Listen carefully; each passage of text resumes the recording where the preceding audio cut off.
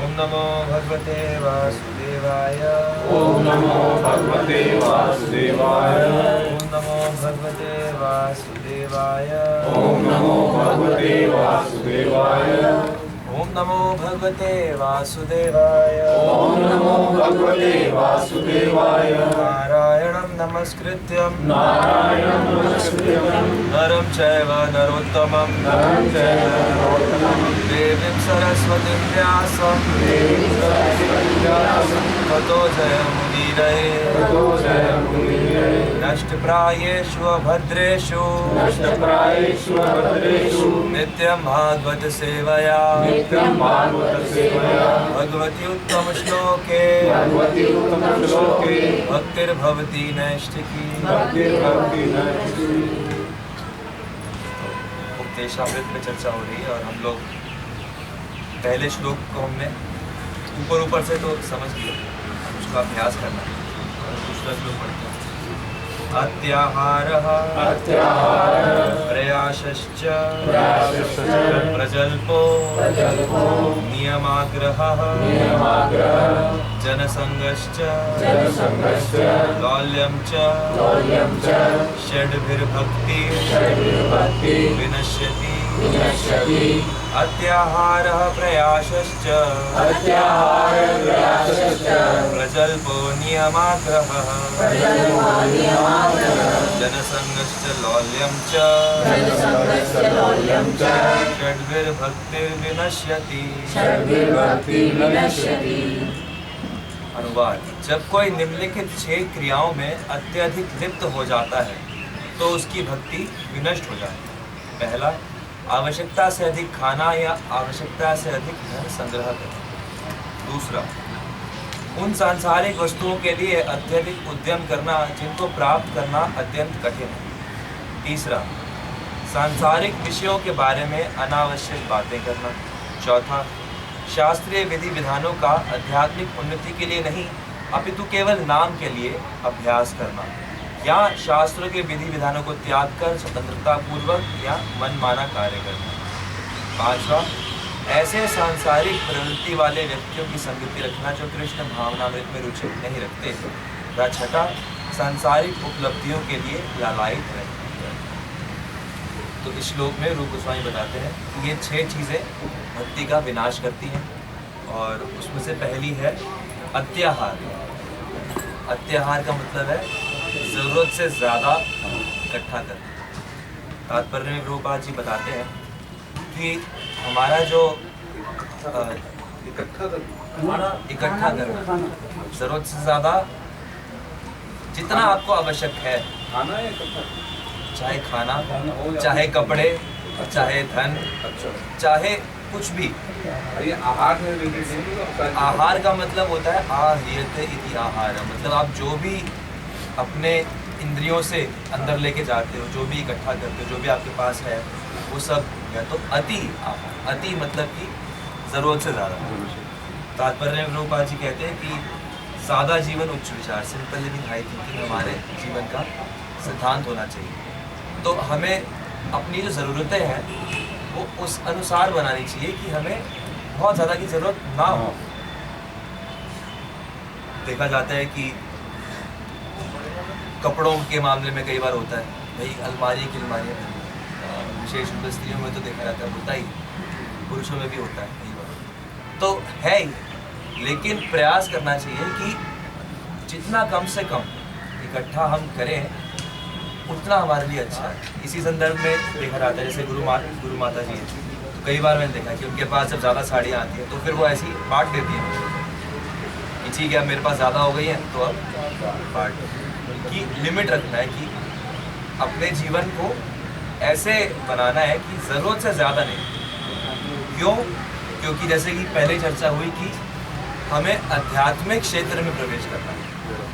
आध्यात्मिक क्षेत्र में प्रवेश करने का क्या मतलब है कि ये भौतिक संसार से तो हमें अलग हटना ही है, अलग हटना है। इस चीज़ को मन में लेके आना पड़ेगा कि भौतिक संसार में नहीं, हमें भगवान की आध्यात्मिक शक्ति में रहना है। जैसे कि तात्पर्य में प्रभुपाद जी भी बताते हैं कि भगवान की 3 शक्तियाँ होती हैं। कौन कौन सी? अंतरंगा, बहिरंगा और तटस्थ। तो अंतरंगा शक्ति के आश्रय में हमें रहना है। जैसे गीता में भगवान कहते हैं, महात्मा नामस्तु मां पार्थ दैवीं प्रकृति माश्रित जंते नन्य मनसो ज्ञात्वा भूतादि मोह, कि जो व्यक्ति ये जानता है कि मैं ही परम हूँ।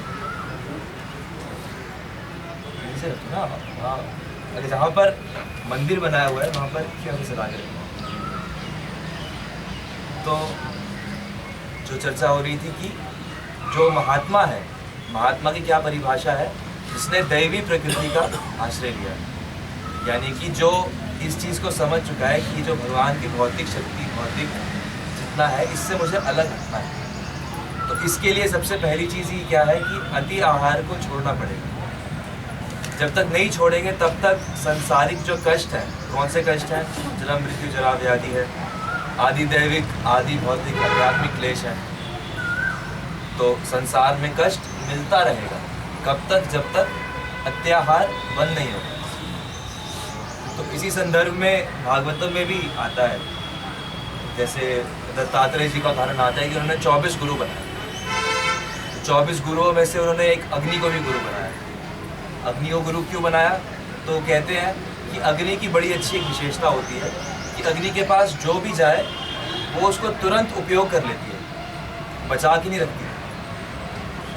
साथ के साथ ही जितनी लकड़ी डालो साथ के साथ उसको क्षण कर लेगी, उसको बचा के नहीं रखती। तो इसी प्रकार से, इसी कारण से अग्नि में विशेष रूप से तेज होता है। अग्नि का रोशनी निकलती है ना, तो वो कहते हैं वो तेज इसलिए है क्योंकि वो संग्रह नहीं करती। तो इसी प्रकार से हमें भक्तों को अभ्यास करना चाहिए कि हम आवश्यकता से अधिक संग्रह ना करें। जितनी आवश्यकता है अपनी आवश्यकताओं को धीरे धीरे नियंत्रण में लेके आए, कम से कम, और जितना एक्स्ट्रा है उसको भगवान की सेवा में साथ के साथ उपयोग करते हुए। प्रभुपाद जी कहते थे कई बार, यूटिलिटी इज द प्रिंसिपल, कि आपके पास कितना है इससे मतलब नहीं है, आप कितना उपयोग कर रहे हो इससे मतलब। कई बार होता है कि बहुत बड़े बड़े धनी व्यक्ति दान देते हैं तो बहुत ज़्यादा ध्यान नहीं देते, लेकिन कई बार देखा जाता है कि जो बहुत ज़्यादा धनी नहीं होते उन्हीं से ज़्यादा दान दिया जाता है क्योंकि वो भक्त होते हैं। जैसे लकड़ी का स्वभाव तो होगा कि वो तो सारा का सारा व्यक्ति वो तो भस्म हो जाता, सामने राख हो जाता, मगर हम सब लोगों का स्वभाव भी तो ऐसा बनाया है ना पहले से। नहीं, भगवान ने नहीं बनाया, ये प्रकृति के गुणों के कारण हमने बना लिया। जैसे छोटा बच्चा, हाँ, अभी वो बोल भी नहीं पा रहा पूरा, मगर उसको भी उसको लगाओ क्योंकि वो पिछले जन्म से लेते हुए आया ना सब। हाँ, क्योंकि कई सारे जन्मों से हमारे अंदर रजोगुण, तमोगुण, सतोगुण के कारण ऐसे स्वभाव बने हुए हैं कि हम संसारिक वस्तुओं के प्रति ऐसे आकृष्ट होते हैं कि हम उन्हें बाद के लिए बचा के रखना चाहते हैं। चलो अभी खाना बच गया, अब इसको शाम के लिए बचा के। छोटा बच्चा हो, उसको मैंने अभी इतनी सेंसिटिव एक केड़ा दिया, मगर रखा वो दूसरा, उसको उठा देता है, तो मुझे स्वस्थ रह देंगे उसकी वो, क्योंकि पिछले जन्मों का जो सारा स्वभाव होता है वो अंदर बसा हुआ होता है। हालांकि जो निचली योनियाँ है, जो जानवर है, उनमें ये स्वभाव नहीं होता वो, लेकिन कुछ जानवरों में होता भी है, जैसे चींटियों में, मधुमक्खियों में। और उन्हीं से हमें ये भी दिखता है कि जो संग्रह करता है, संग्रह करने वाले को उसका लाभ कभी मिलता ही नहीं है। जैसे मधुमक्खी जो है शहद इकट्ठा करती है, छत्ता बनाती है, लेकिन वो शहद किसके ऊपर निकालता है? शिकारी मधुमक्खियों को उड़ा के शहद निकाल के लेगा। वो जैसे इकट्ठा करके उसको वो यूज नहीं करती, कौन? थोड़ा बहुत करती है, लेकिन उसके परिश्रम का जो सबसे ज़्यादा भाग है वो तो ले गया ना शिकारी। तो इसी प्रकार से शास्त्र बताते हैं कि अगर आपने आवश्यकता से अधिक इकट्ठा करके रखा है तो या तो उसको चोर ले जाएंगे, या फिर राजा यानी कि सरकार टैक्स के रूप में ले जाएगी, या फिर आपके जाने के बाद आपके संबंधी ले जाएंगे। ऐसा ही होता है। तो इसीलिए शास्त्र कहते हैं कि भाई, जैसे रूप गोस्वामी का उदाहरण, रूप गोस्वामी जब गृहस्थों के जीवन में थोड़ा धन संचय करना आवश्यक भी है, क्योंकि कई सारी विपदाएं हो सकती हैं और गृहस्थों को वास्तव में पूरे समाज का भरण पोषण करती है। जब व्यक्ति गृहस्थ जीवन में है तो उसको ब्रह्मचारियों का, सन्यासियों का, वानप्रस्थियों का, यानी कि पूरे समाज के जो भरण पोषण का काम है वो गृहस्थों के ऊपर है। तो इसलिए आपत्ति काल के लिए और कुछ थोड़ा सा भविष्य के लिए संग्रह अगर किया है किसी ने तो उसमें कोई दोष नहीं है, लेकिन एक लिमिट लगा लें कि भाई चलो मुझे लगता है इतना ठीक है, इतना कर लिया, इसके ऊपर जितना है उसका हमें उपयोग भगवत सेवा में करते हैं। तो रूप गोस्वामी ने भी इसी प्रकार कर दिया, और जब उनका समय आया कि भाई अब हो गया, अब मैं सब कुछ छोड़ के जा रहा हूँ, तो उनका धर्म आता है कि उन्होंने जितना भी अपना धन, जितना भी सब कुछ था, उसका 50% ब्राह्मणों और वैष्णव की सेवा में जीते जी ही दे दिया। 25% जो था वो अपने परिवार के लिए रख दिया, और 25% जो था वो आपातकाल के लिए एक उसके पास, सुनार के पास रखवा। तो इस प्रकार से गृहस्थों को थोड़ा सा है कि आप थोड़ा सा, क्योंकि आज के समय के हिसाब से जैसी आवश्यकता है, लेकिन उसको लिमिट करके रखना है। ज़रूरत, अपनी ज़रूरतों को धीरे धीरे कम करना है, उनको लिमिट करना है, क्योंकि उनको बढ़ाने की कोई लिमिट नहीं है। कोई व्यक्ति कितना भी बढ़ा सकता है, कितना भी बढ़ा सकता है। जैसे वो महात्मा गांधी का भी कोट है कि there is enough for the man's need, for there is enough on the earth for everybody's need, but not enough for one man's greed. पृथ्वी पर इतना पर्याप्त सामग्री है जो सभी व्यक्तियों की ज़रूरतों को पूरी कर सकती है, लेकिन एक व्यक्ति के भी लालच को पूरी पृथ्वी भी पूरी नहीं कर सकती। ये लालच ही कोई सीमा नहीं है। तो इसीलिए जो सबसे पहली चीज़ है अत्याहार। ज़रूरत से ज़्यादा हमें इकट्ठा नहीं करना, ज़रूरत से ज़्यादा नहीं खाना है। खाने के लिए भी जैसे पहले चल ही रहा था कि जीवा वेगम, तो जैसा कि आयुर्वेद कहता है, फॉलो करना तो मुश्किल है, लेकिन जो कहता है वो चर्चा कर लेते हैं कि 50% भोजन से, 25% पानी से और 25% हवा से पेट भरा हो तो ठीक रहता है। अगर ज़्यादा हो जाएगा तो दिक्कत हो। तो इसी प्रकार से अत्याहार, ज़्यादा खाना, ज़्यादा इकट्ठा करना, ये जो है ये भक्ति का नाश करता है। क्यों? क्योंकि दूसरे उसमें कहा प्रयासश्च, प्रयास का क्या मतलब है कि आपको ज़रूरत से ज़्यादा मेहनत करनी पड़ेगी, ज़रूरत से ज़्यादा इकट्ठा करनी। तो प्रयासश्च मतलब व्यक्ति इतनी मेहनत करे कि उसको समय ही ना मिले भक्ति करने की। कितने लोगों से कहते भाई नाम जप करो, नहीं कर सकते। क्यों नहीं कर सकते? समय नहीं है। क्यों समय नहीं है? ये सारा समय ऑफिस में चला जाता है, सारा समय बिजनेस में चला जाता है। क्यों? क्योंकि बिजनेस किसके लिए कर रहे हैं? ज़रूरत तो पर्याप्त है, लेकिन अब क्या है कि अब ज़्यादा इकट्ठा करें। ऐसा भी होता है कि व्यक्ति की जठराग्नि बढ़ जाती है, वो किसी पापों के कारण बढ़ जाती है, या जिसके कारण जो है उसको हर चीज़ भक्षण करने में मतलब और खाए, ऐसा कुछ? क्या ये कोई श्री गुणी माया का इसमें रोल है? इंद्रियों के प्रति आकृष्ट होना पाप ही है, और वही है कि वो आकर्षण ही जो है वही स्वभाव में परिवर्तन हो जाता है। जब जठराग्नि बढ़ जाए उनकी, जठराग्नि बढ़ जाए तो फिर तो आपकी ज़रूरत बढ़ रही है, इसका मतलब आप ज़्यादा शारीरिक परिश्रम कर रहे हो, बात अलग है। और यदि वो भी ना हो तो फिर भी बढ़ रही, तो फिर इसलिए बढ़ रही है कि विकार है। हाँ, विकार हो सकता है, कोई स्वास्थ्य के रूप में विकार हो, ऐसा भी हो सकता है। या ऐसा भी हो सकता है कि बस अब स्वाद और लालच नियंत्रण नहीं रखा जाए, कितना चाहिए कितना नहीं चाहिए। जैसा आजकल तो बड़ा वो हो गया ना कि भाई कैलकुलेट करके खाते हैं, भाई शरीर को आपके हाइट, आपके वेट के हिसाब से इतना भोजन चाहिए, तो आपको इतना खाना चाहिए, इससे ज़्यादा मत खाओ।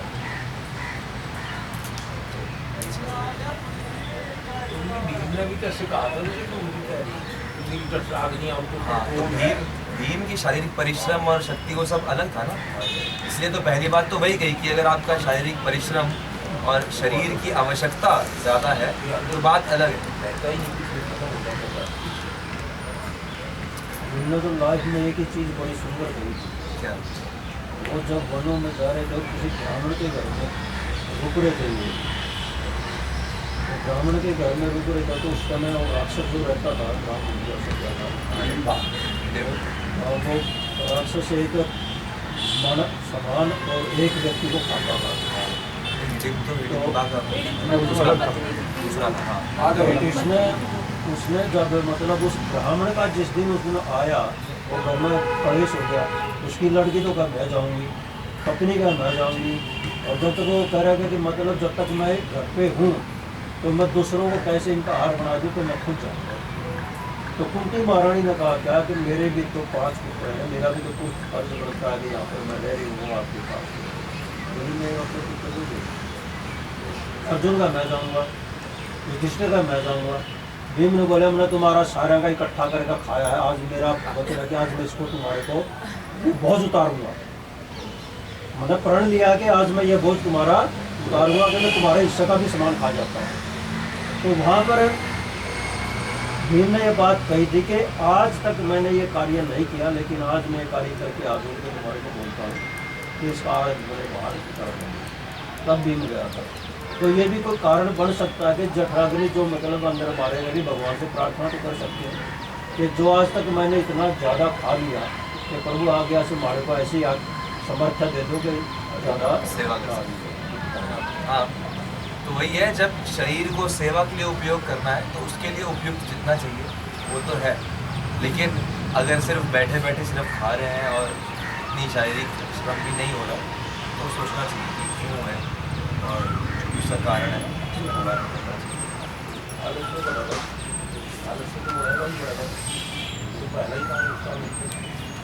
तो इसलिए अति आहार छोड़ना चाहिए। और दूसरा प्रयासश्च, तो उन सांसारिक वस्तुओं के लिए अत्यधिक उद्यम करना जिनको प्राप्त करना अत्यंत कठिन है।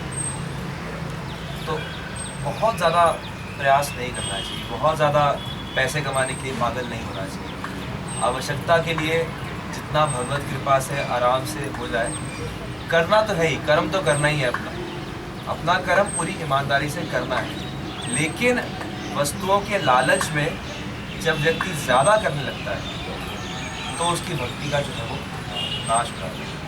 तो इसलिए अत्याहार प्रयासश्च प्रजल्प, प्रजल्प यानी कि व्यर्थ की सांसारिक बातें, तो संसार की बहुत सारी बातें, वाचो वेगम में जो आया था कि वाणी कंट्रोल करना है, तो प्रजल्प का मतलब है कि ऐसी बातें जिनका कृष्ण भक्ति से कोई संबंध नहीं है, जो कृष्ण भक्त से नहीं की जा रही, लेकिन बस हो रही है, भाई वहाँ ये चल रहा है, वहाँ वो चल रहा है। तो प्रजल्प जो है वो भक्ति का नाश करता है। इसीलिए पहले जो 3 है उन्हीं पर आज चर्चा करते हैं बस, कि अत्याहार प्रयास प्रजल्प, इन तीनों से हमें सावधान रहना चाहिए कि हम लोग, इसीलिए भक्तों के जीवन में कई बार देखा जाता है कि भक्त लोग काफ़ी गंभीर होते हैं, मतलब ज़्यादा नहीं बोलते, कभी कभी बोलते हैं जब बोलने का मौका होता है, नहीं तो शांत रहते हैं। क्यों शांत रहते हैं? क्योंकि संसार के बारे में क्या बात है। भागवत में भी भगवान कृष्ण उद्धव से कहते हैं कि संसार में किसी के भी गुण और किसी के भी अवगुण के बारे में बात करनी नहीं चाहिए। कोई व्यक्ति बहुत अच्छा है संसारिक परिपेक्ष में, तो अच्छी बात है, आप उसके बारे में जब चर्चा करोगे तो क्या होगा, उसके जैसे संसारिक उपलब्धि प्राप्त करने का मन करेगा, और जब वो होगा तो फिर वही होगा, प्रयास ज़्यादा करोगे और फिर, और यही किसी के दोषों के बारे में चर्चा करोगे तो दोषों के बारे में चर्चा करते करते वैसे ही दोष अपने अंदर आने लगे। इसलिए ज़्यादा दोषों की चर्चा नहीं करनी, बस इतना करना है कि हमें पता होगी क्या दोष है क्या गुण है, बस ये पता हो, लेकिन इससे ज़्यादा चर्चा नहीं करना चाहिए, वो प्रजल्प में आ जाता है। इस प्रकार से अपनी वाणी को प्रजल्प से रोकना चाहिए। अभी जैसे आपने कहा प्रयास, भक्ति का भी ज़्यादा प्रयास करने से उसमें भी वो विघन आ जाता है। कब बोला मैंने? अभी आपने कहा ना ज़्यादा भक्ति का भी प्रयास करो, अधिक प्रयास जो है, भक्ति का नहीं होना।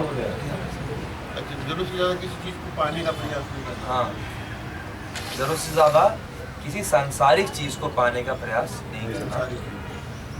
और भक्ति में भी ऐसा है तो सही कि बहुत ज़्यादा जब बहुत ज़्यादा जोर लगाओगे तो मन बहुत ज़ोर से पीछे हटने की कोशिश करेगा, वो भी है ही, लेकिन उसमें तो प्रयास करते ही रहना, कुछ करते ही रहना, कि लक्ष्य तो वही है ना कि भगवान की प्राप्ति, भक्ति किस लिए करी जा रही है, भक्ति के नाश से क्यों बचना है? इसलिए बचना है भक्ति के नाश से कि हम लोग भगवान को प्राप्त कर सके। जैसे यहाँ पर प्रभुपाद जी तात्पर्य में कहते हैं, धर्मस्य हे पवर्गस्य नार्थो अर्थायोपकल्पते नार्थस्य धर्म एकांतस्य काम लाभाय ही स्मृता। कि जीवन का लक्ष्य, धर्म का लक्ष्य क्या है? अपवर्ग। अपवर्ग यानी कि आध्यात्मिक जगत, अपवर्ग यानी कि पवर्ग से छूटना। पवर्ग क्या होता है? कई बार चर्चा किया। पवर्ग क्या होता है? इसका क्या अर्थ है? प से परिश्रम,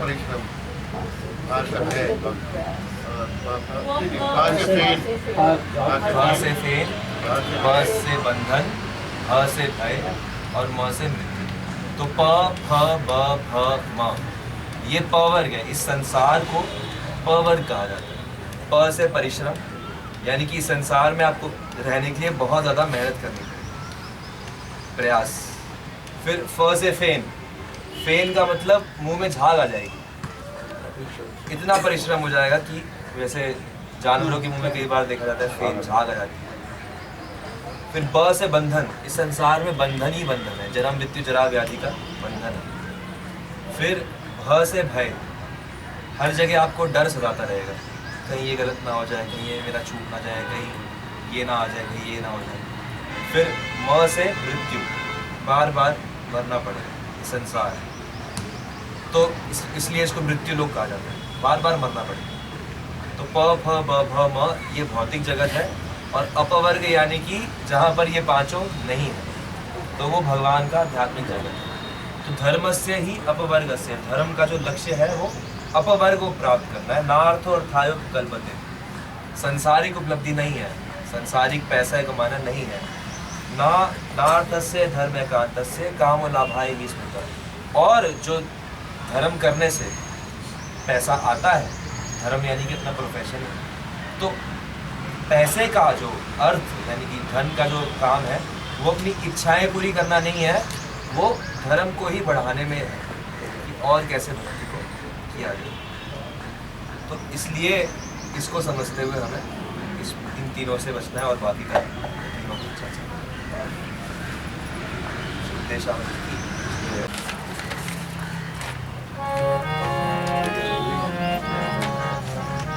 बोल हरि बोल, बोल हरि बोल, बोल हरि बोल, बोल हरि बोल, बोल हरि बोल, बोल हरि बोल, बोल हरि बोल, बोल हरि बोल,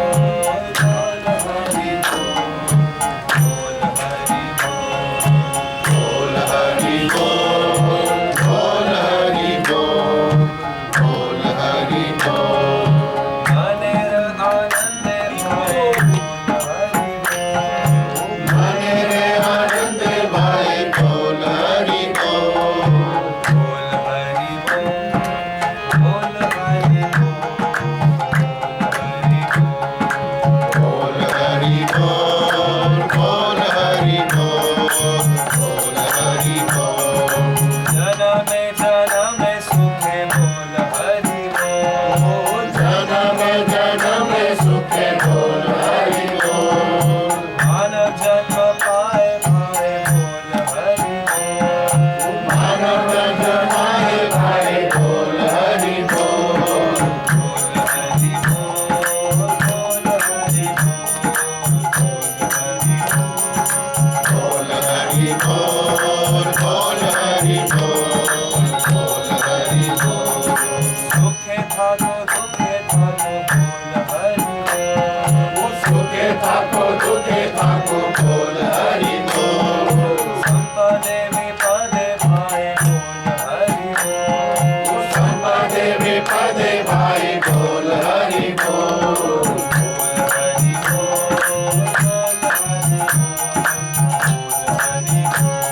बोल हरि बोल, बोल हरि बोल, बोल हरि बोल, बोल हरि बोल। जिहे थाको बने थाको बोल हरि बोल, उठे थाको बने